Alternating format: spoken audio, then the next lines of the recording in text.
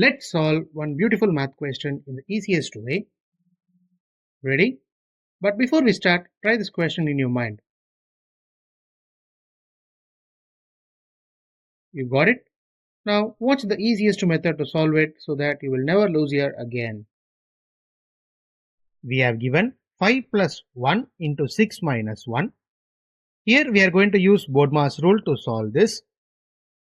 So, as per the rule, first we need to solve inside the brackets. 6 minus 1 becomes 5. Now the entire equation changes as 5 plus 1 into 5. First we have to do multiplication, then comes addition. So 1 into 5 is nothing but again 5. Now the entire equation changes as 5 plus 5, that is 10.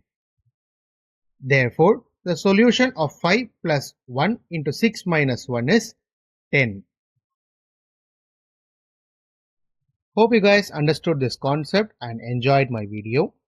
If you have any doubt in any part, do comment in the comment section and I am ready to answer that doubt and make you guys clear with it. Do share this to your friends and challenge them to solve before watching the video and ask them to comment in the comment section if they did it so.